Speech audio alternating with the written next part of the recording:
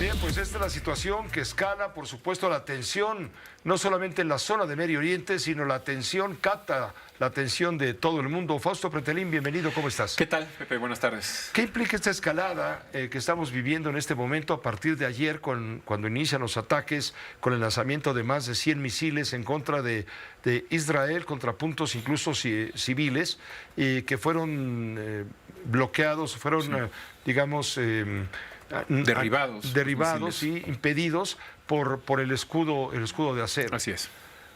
Bueno, es una escalada, es una guerra declarada, con hechos, no de forma, desde la semana pasada, Pepe, por dos motivos, yo creo. Primero, el primer ministro Netanyahu se da cuenta que los 41 muertos en Gaza no tienen ningún problema, es decir, no hay un contrapeso, no tiene un costo para él, y ahora se va con Hezbollah, ¿no?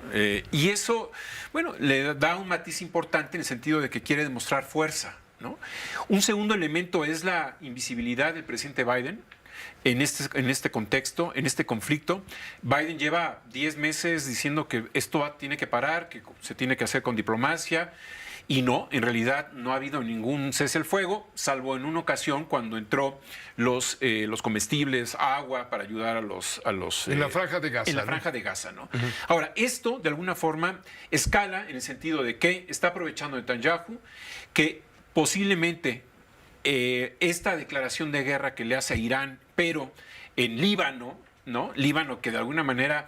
En la década de los 50, el 56% eran cristianos, eran católicos, y solamente el menos del 40% eran musulmanes. Hoy en día, en el censo del 2000, más del 70% son musulmanes y casi 30% son cristianos católicos. Es decir, el cambio, los componentes étnicos en la región y religiosos han dado como resultado que Hezbollah se haya sentado, ¿no? Es el partido de Dios, el partido que domina y el partido que de alguna manera ha borrado la democracia en esa región. Son dos, bueno, el conflicto es el mismo, pero son dos frentes. Está la franja de Gaza, sí, donde Hamas está siendo financiado, obviamente subrepticiamente, por Qatar, por ejemplo, ¿no? Sí. Y está el Irán. tema Hezbollah, financiado con dinero de Irán. Correcto. Y Israel está abriendo esos dos frentes de combate. Está abriendo esos dos frentes y preocupa mucho porque en realidad son 8 o 9 millones de judíos fuera de Israel los que se convierten en personajes vulnerables ante las venganzas que seguramente van a ocurrir, tristemente, ojalá me equivoque, por parte de Hezbollah. Hezbollah es un partido, prácticamente es un grupo terrorista, hay que decirlo claramente, son terroristas. Desde el 2016, pues hicieron una alianza con el presidente Michel Aoud, y tradicionalmente en esa región era presidente cristiano, primer ministro sunita y jefe del Congreso chiita. Bueno, desde el 16 es tomado por Hezbollah y en realidad ya no quieren hacerse elecciones democráticas. En ese sentido, Irán ve que esa región prácticamente ya está tomada por ellos, por los iraníes, y prefieren que el campo de batalla se dé en Líbano y no se dé en Teherán, ¿no? Entonces, de alguna forma, lo que ocurrió el 7 de octubre pasado, lo que generó en la frontera con Israel y Líbano fueron estos lanzamientos de pequeños misiles o cohetes hacia Israel, en donde Netanyahu ordena la evacuación de los israelíes en esa zona fronteriza con Líbano, y lo que primero promete después de este ataque terrorista es: tenemos que regresarlos a su casa. Entonces ahora Netanyahu dice: este es un ataque preventivo y prometo que tienen que regresar a sus casas. Dice que vienen días muy complejos. Es alarmante esta declaración del primer ministro de Israel. Sí, en realidad la no discrecionalidad, es decir, no puede separar a terroristas de gente civil. Hoy lo decía Guterres desde Nueva York, que tiene mucha preocupación sobre la muerte de civiles, que es una enorme cantidad de civiles. Hoy dijo Antonio Guterres justamente el riesgo de que el Líbano se convierta en otra Gaza. Exactamente. Hacia eso va. Yo creo que Netanyahu quiere debilitar profundamente a Hezbollah, entiende muy bien que está políticamente controlando a Líbano y lo quiere destruir, lo quiere debilitar, porque desaparecer va a ser imposible. Egipto teme una guerra total y alerta que la escalada podría socavar los esfuerzos para lograr un alto al fuego en la franja de Gaza también. Sí, Egipto es un contrapeso que de alguna forma en términos diplomáticos juega un rol importante.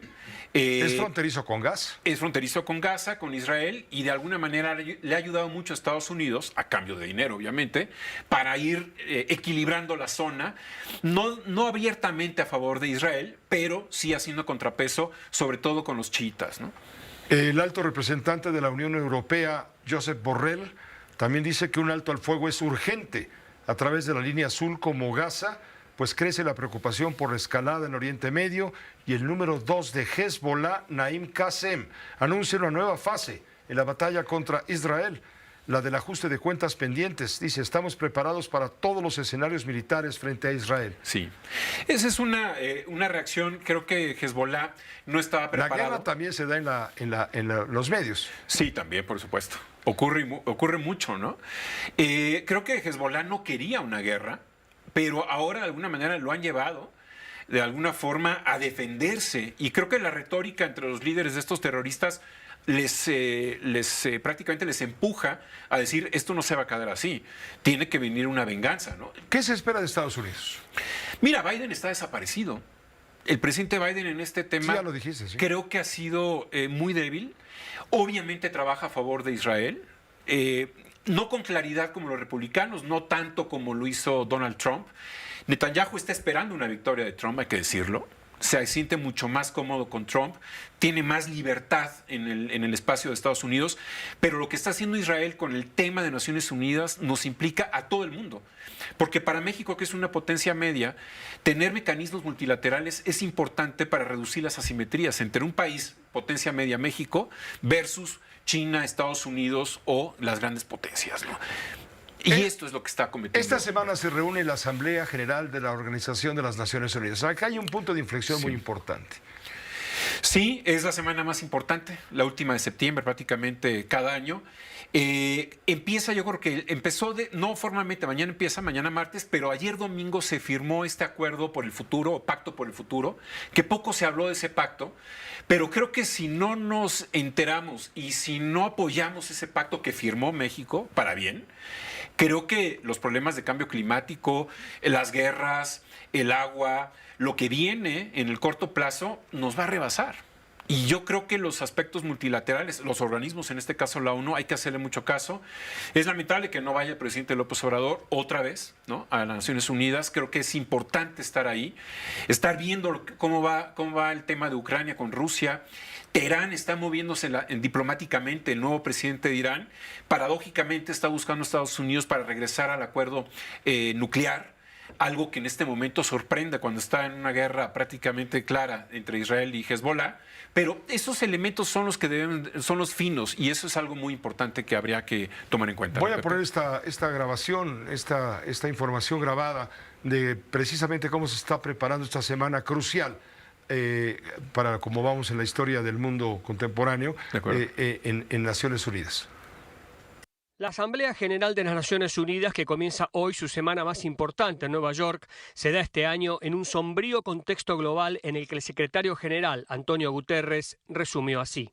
Vemos divisiones geopolíticas fuera de control y conflictos descontrolados, sobre todo en Ucrania, Gaza, Sudán y más allá. Y es que la guerra en Gaza se acerca a su primer aniversario, con más de 41.000 palestinos muertos y más de 100 rehenes aún en cautiverio de Hamás. Sin embargo, es poco probable que haya avances hacia un alto el fuego en la reunión de la ONU, como expresa Randa Slim del Instituto de Oriente Medio, quien cree que tanto Hamás como el primer ministro israelí parecen estar preparándose para una guerra prolongada.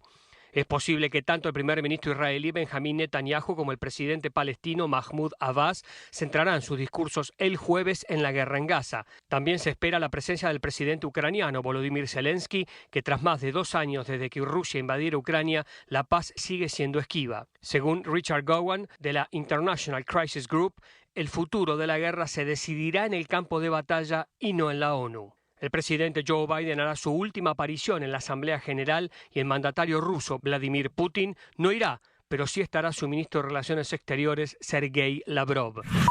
Es lo que está pasando o por ocurrir en la Asamblea General de Naciones Unidas. Va a ir Netanyahu también. Hay que esperar cómo van a reaccionar, ¿no? Los presidentes que estén ahí. Creo que es importante porque si hay alguien que ha erosionado a Naciones Unidas, hay que decirlo, es el primer ministro israelí. Pero si fue Naciones Unidas la que creó contribuyó Sí, a la creación del Estado de Israel. Paradójicamente, ¿no? Gracias a Naciones Unidas, obviamente, se reconoce como nación a Israel. Pero hoy en día, bueno, pues estamos en el campo de batalla, es una guerra civil contra los organismos multilaterales, lo mismo Rusia, Israel, Estados Unidos, los tribunales internacionales a los que Estados Unidos tampoco está sujeto. Es decir, ellos, los grandes, las potencias, van por la libre y les molesta mucho los mecanismos multilaterales. Hay una carta abierta de exministros latinoamericanos de Bolivia, Brasil, Chile, Colombia, Costa Rica, Ecuador, Guatemala, México, Panamá, Perú y Uruguay, pidiendo al secretario general de Naciones Unidas, Antonio Guterres, analizar si Rusia debería ser suspendida de la Asamblea General, como ocurrió con Sudáfrica, tengo entendido, Sí. hace ya prácticamente 40 años. Mira, es muy difícil, yo creo que es un acto de presión. Cuando un miembro de los 5 que son del Consejo de Seguridad veta esa decisión, esta propuesta, Se acabó. se acabó. Ya no hay Y Rusia discusión. no va a votar por salir, ¿no? Exactamente. Entonces no tiene ningún progreso, obviamente tiene un sentido retórico de presión a Rusia, que bueno, es válido, es parte de la diplomacia, la presión política, ahí se hace política en Naciones Unidas y es válido. Sin embargo, que se vaya a cumplir ese objetivo, ese deseo de estos países está muy lejos. Gracias, Fausto Pretelín, por Gracias, acompañarnos esta tarde. A ti, buenas noches. Esta tarde de lunes, un día complejo desde el punto de vista internacional, como lo acaba usted de escuchar. Mencionaban